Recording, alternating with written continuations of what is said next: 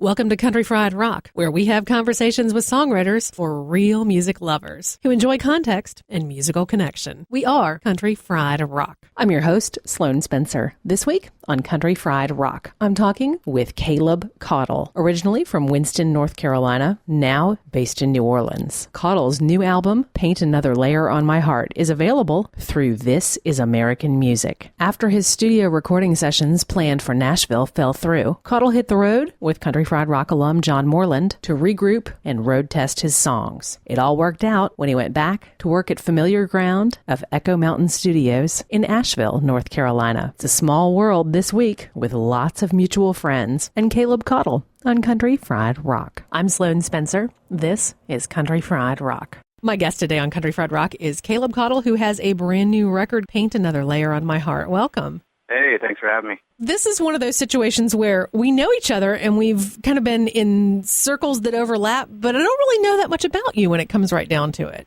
Where are you these days? Right now, I'm living in New Orleans. I'm from Winston-Salem, North Carolina originally. I moved down here a little over a year ago. Ah. What led you to New Orleans? Dating a girl that lives here. Just needed to make a change, get out of Winston, you know. So what has New Orleans brought to your music? A lot of imagery, I think, lyrically, mostly, more than any sort of... I mean, there's music all around, which is nice. I don't know that it necessarily... I mean, I'm sure it influences me in more ways than I know, but off the top of my head, I think lyrically more than anything. Are there still areas that are impacted from flooding and hurricane? Sure, yeah. I mean, not where I live. I live in Uptown, so that wasn't really affected much. But, yeah, there's definitely some certain parts. You know, you'll see, like, a few houses really nice and renovated and everything after the storm, and then there'll be, like, one in the middle of everything, and it's still kind of torn to shreds. So it's kind of interesting, pretty crazy. But, I mean, it's a great community of people, like, not just music. I mean, in general, everybody seems to really support one another, and so I know that probably even made it stronger, I would say. How is that good for you to have that kind of music community for the New Orleans area? Oh, it's great. I mean, I had a great community in Winston as well. A lot of cool stuff going on there, a lot of people playing music. New Orleans is just a lot more diverse culturally and musically. Opens up a lot of doors for me, and I'm not here nearly enough probably to like really feel the impact of it. I feel like I'm kind of always gone. How'd you get into music originally? Started out playing garage and punk bands and when I was growing up. I first played bass in a band, and then I started singing because nobody else wanted to sing. Yeah, I just started writing songs. And I think like at Thanksgiving one time, my cousin brought over some records, and I think it was after the Gold Rush, Neil Young, and like a Hank Williams Sr. Greatest Hits, and a Whiskey Town, Faithless Street. Yeah, that just kind of like opened up my mind to bridge the gap between like punk rock world and the country world. And ever since then, I've tried to just mesh those two worlds. And then, you know, you grow older and you start listening to other stuff. So like, yeah, I like a lot of soul music and a lot of jazz too. So it's kind of just trying to combine everything into one. So you started writing pretty early then? Yeah, I think probably like 14 or something. I don't know. My mom always said that she'd find like little scribblings everywhere, like even when I was like really young. So I don't really know when I started songwriting, but I guess kind of all along. I can't remember not doing it. So as you developed into saying, I might want to pursue this as an adult, where did that lead for you? I was in a band called the Lowlands for a little while, and then that was a long time ago, and then I wanted to make a solo record, and so I did that, and then kind of gradually put together a band. It was Caleb Caudle and the Bayonets, and then it kind of got to be not really my thing anymore, kind of just such a group effort, so we dropped my name off the front, and it was just the Bayonets for a while. And it kind of got away from the original goal that I had in mind. So what I wanted to do with the last record was kind of make something I can go tour by myself if need be, because not everyone can tour in the Bayonets. So I just kind of really wanted to hit the road and see what would happen, give it a shot. And what did touring do? Because you were on the road a lot in that stage.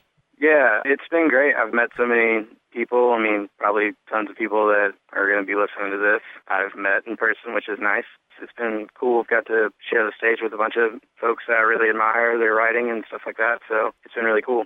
Country Fried Rock is committed to supporting the musicians, making the music we love. Help them out by buying their music and help us out at no extra cost by purchasing through the links on our website. Pick up your limited edition Country Fried Rock merchandise at Ignition Music Garage in Goshen, Indiana. Hey, this is Caleb Caudle on Country Fried Rock. How have you made the logistics of that kind of touring work? The last run I did, it was like 6 weeks, and I kind of bounced around a bunch and played with a bunch of different friends.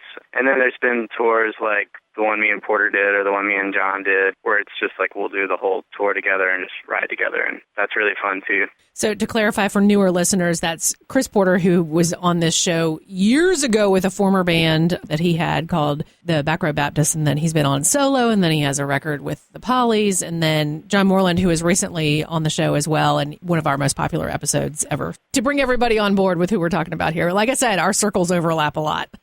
Yeah. Well, that's kind of cool to be on the road. They're both very distinct songwriters as well. They were both kind of unique situations because when I was on the road with John, I was about to go record this record. Kind of everything fell through, and I had to put back together all the pieces, so he got to see an awesome meltdown. He helped me pick out the last song on the record, which was cool. So I guess a little bit of influence in it. He's such a great writer, so it's just nice to like be around that environment. We constantly talked about songs, so it's really cool. And then with Porter, it was more like he had just finished a record, and I had just finished a record, and we were both getting mixed. So we were kind of getting in new mixes and then masters every other day. And so we would just play each other's records. So that was pretty fun, too. He's got a great new record coming out, too. Yeah, I'm excited about that. I'm sure we'll be featuring something with that. No secret. Everybody knows that I love his writing. So he's got a song on one of our charity records and all kinds of cool stuff. So. Oh, awesome. Yeah. Yeah, he's a good dude. You mentioned that you got to play a little bit with some people you really admired as well. Who were some of the others that was just a huge, like, woo, this is cool? I mean, I got to open for Isbell a few times, and Shovels and Rope, and John, and Porter, and Glossary, Two Cow, Jay Kutchma. The list kind of goes on, I think. They could sit around. I feel like people that I listen to are all my friends, so it's pretty sweet. That's cool. It kind of all comes together. I feel like such a little small world we all live in, but it's really nice. Really good community, I love it. I agree. I think it's very cool. I mean, it's funny because in some ways it's like so much broader because of the internet, but on the other hand, it's like so much smaller because you're like, oh, well, if you're so-and-so's friend, then you're my friend too, Oh, also Lucero, I got to open up for them, and they were great. They're good dudes, super good dudes. I know that you have managed to stay on the road a whole lot, certainly in the last couple of years. How has that changed what you were doing from your previous solo record to what you're doing now? You start knowing what works, I think, because I traveled a bunch solo, and I think you start to really understand what works and what people are drawn to. And I think it's helped me become a more powerful singer and a better guitar player as well. So I think mostly I started writing toward as powerful as I can be with just one person kind of deal. Mm-hmm. And I never really thought about it that way before. Country Fried Rock is helping prevent musician suicide. For the last 2 years, our official charity has been Nucci's Space, a nonprofit organization removing barriers to mental health care for the music community of Athens, Georgia. This model program addresses everything from the need for affordable rehearsal space to loaner gear, as well as direct mental health services and primary care for musicians. We've got a ton of ways you can help them out at countryfriedrock.bandcamp.com. 2 incredible album compilations, baby onesies, check it all out. Get some great music for yourself or for a friend and make a difference. You can find Country Fried Rock on great radio stations like 91.1 The Globe in Goshen, Indiana, Wildman Steve Radio Network from Auburn, Alabama, around the world. Online from Texas at Root Hog Radio, part of Radio Free Americana from Mobile, Alabama on the Mod Mobilian Radio Network. Listen in Georgetown, California at KFOK 96.1. From Kodiak, Alaska on KMXT, KSRQ, Grand Forks, Minnesota, KKRN, Round Mountain, California, KDRP, solar-powered radio from Dripping Springs, Texas, WALW, Moulton, Alabama, and other great stations like CJXF, Calgary, Canada, 89.1 The Lakeshore, and yourhometownradio.com. Hey, this is Caleb Caudle. If you want to know where to find my tour dates or any other information, check me out at calebcaudle.com. I know that there were some fits and starts with making this record happen. What ultimately worked out? Well, originally I was supposed to go to Nashville and do it, and I had like everything lined up, and it seemed like a pretty great deal. And for whatever reason, I'm sure there's a good reason, even if I can't see it, it fell through about 10 days before I was supposed to go do the record. So that was when I was on tour with John. We had every idea in the book. Should we just do it at John's house? Or we were just like brainstorming, and ultimately I ended up calling my friend John. He engineers up at Echo Mountain in Asheville, and I'd made a record there before, and worked with him and really liked him. And we've just kept in touch, and we were good buddies. And he was like, well, yeah, I can do this in December, it looks like. So he set aside some days. And then for the band, I had toured with a band called Roseland, who are out of Greensboro, and they're fantastic, great harmony singers and just great players and really good all-around guys. So they had already learned half the songs because we were on tour together. And then I went up a day early and taught them the rest of the songs, and then we drove over to Asheville and zipped through the songs pretty much. I mean, it felt like a blur almost. It was a lot of fun to make this record, and everybody was on top of their game, and it was just really nice. What then were you able to bring to some of the songs afterwards? Once we were done with like all the basic tracking, we pretty much tracked bass and drums and grand piano all at once. Greg Herndon was playing the keys, and he's a really good guy. He lives in Boone, North Carolina. Jordan Powers on the bass and sang a bunch of harmonies, and then Tommy Cypress and Jack Foster were on lead guitar and drums. They're all in Roseland. And then I had Whit Wright from American Aquarium play some pedal steel on I think maybe 5 or 6 songs, something like that. And then Lydia Lovelace sang some harmonies too. So it was really nice. Everybody was really prepared, and it just felt really good. It was really smooth. How did you connect with Whit from American Aquarium? I mean, I've known those dudes forever. They're from Raleigh, and being from Winston, you know, we played together 6 years ago. I don't know. It's been a long time, and you keep in touch with people, and you run in the same circles and tour around each other, and occasionally you'll land in the same town, and it's nice. You can go have some dinner or something. So how did you end up having Lydia Lovelace provide some harmonies? Lydia, I've known her for a long time, too. The first time that I met Lydia, she was opening up for me in Cincinnati, which was super strange. But this was back when it was just her and her dad, and like she was on acoustic guitar and her dad was on drums, and they were just like a two-piece. It's another one of those things. We just kept in touch, and, you know, whenever she'd pass through North Carolina, I'd go see her play and stuff like that. And, you know, after the Nashville thing fell through, I just tried to, like, put together a band, and, like, she was definitely at the top of my list for people that I'd like to sing with. I didn't even know that she had a new record that was going to come out, or I think, like, the EP was about to come out, or it just came out when she came down to record, and I had no idea she was going to get the press that she's been getting, but, you know, I guess that's just an extra bonus. I love the EP so much. I like the new record, too. Find us on iTunes, Spreaker, Podfeed, Player FM, Blueberry, Stitcher, Gigadial, Digital Podcast, and some great apps including Agogo and Swell in both the Apple App Store and the Google Play Store. Wherever you listen, you'll find Country Fried Rock. Never miss an episode. Hey, my name is Caleb Caudle. You can find my new record, Paint Another Layer on My Heart, at either calebcaudle.com or thisisAmericanmusic.com. She's certainly a hard worker, and it's all those guys, Todd and Ben and all those guys, they're all road dogging it right now, and it looks like they're doing really well, so that's awesome. The record itself has been finished, but you were playing the songs before you even went in to record. Have they been changing? Well, I mean, I guess anything changes somewhat when you put a band on it, but yeah, I think at first all the songs seem a little stiff, and then they loosen up a little bit as time goes on, and for me, mostly the change is just like a vocal change. Usually, like, I'll phrase melodies differently once I feel good about them. I learned how to do all that kind of stuff from listening to a lot of, like, soul music and stuff. They seem to really sometimes get behind the beat with their melodies and stuff like that, which is really cool. And, you know, I listen to a lot of that stuff for that specifically. I'm a huge soul fan, as lots of people know. Yeah. So. Yeah. Anything in particular that you've been listening to? My favorite singer ever is Percy Sledge. Ooh, yeah. But Eddie Hinton, I know Corey Fligel's got a huge, he loves Eddie Hinton too. Yeah, I mean, Wilson Pickett, you know, Otis Redding obviously, and Ray Charles, and like Louis Armstrong a bunch, and I don't know, Joe Cocker. I love singers with really big voices, which is kind of what I prefer. I'm not really into the whole whispery voice thing. When I grow up, I'm going to be William Devon, who has that Just Be Thankful for What You've Got song from the 70s. Like, that's my all-time favorite song. With songwriting, and particularly as a solo performer, it brings a different element to what you're doing.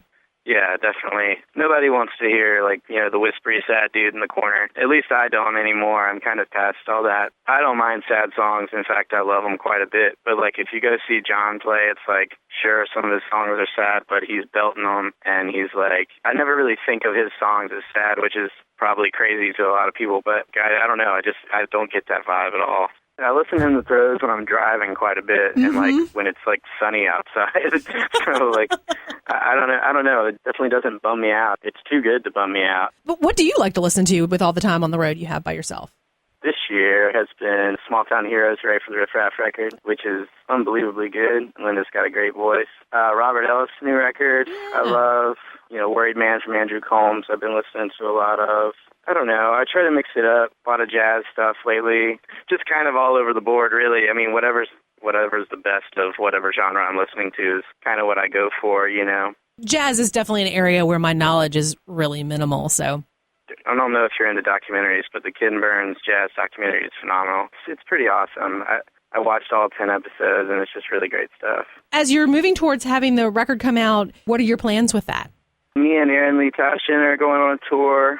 We're going to go do a run from when the record comes out. I'm doing like a full band release down here in New Orleans, and then another full band release in Winston-Salem. So kind of doing like that, and we're hitting, Nashville, and we're going all the way up to New York, and so I'm excited to get to New York, and we're going up to Boston and stuff too. So yeah, we'll do a run, and then I'm going to try to put together a band and do a full band run, hit Texas some, and then eventually the West Coast at some point whenever it makes sense. I think sometime this year. What I'm hoping for is like next spring to do a European kind of deal. That would be awesome. I feel like it's really strong. It's a huge leap from Tobacco Town to this record. So I don't know. I'm really happy with it, and everybody that was a part of it did awesome, and hopefully people will like it. Well, I think they will. It is a leap from Tobacco Town, but it's not like unrecognizable by any means. I think I just took all the high points from the previous records and kind of built around that. I hear that when I listen. I like the full band, but I like that it's layered, but it's still easily just listening. You can hear it work solo as well.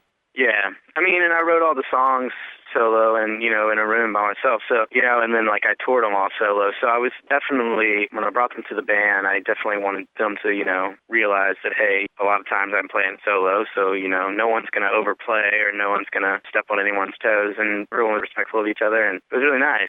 I think it's a nice step forward, more than one step forward from your last record, which I also liked. But it shows the growth of the work you've been doing on the road, which is cool. Yeah, and just having that studio, it was just awesome. John, the guy that worked on the record, he worked on like Justin Townes Earl and Dawes and Band of Horses and Emotionalism by the Avets, and he's starting to get really, really good. And you can tell, he's just got a great ear. Very cool. Well, safe travels, and looking forward to letting everybody hear this new album. Take care, Caleb. All right, bye. Country Fried Rock, music uncovered. This week's instrumental is Gilbert Takes the Wheel from Guadalcanal Diary and their album, Walking in the Shadow of the Big Man. You can subscribe to our weekly podcast on iTunes. Just search Country Fried Rock. Our Country Fried Rock stinger is from Steve Soto and the Twisted Hearts. Country Fried Rock is a partnership with the nonprofit Florence Regional Arts Alliance. Your donations to this program are tax-deductible to the extent you are eligible under U.S. law. Country Fried Rock radio programs are distributed to public radio through the Public Radio Exchange, prx.org. Copyright 2014 by Lilypad Productions. All rights reserved. Ever he been helping us some country fried rock.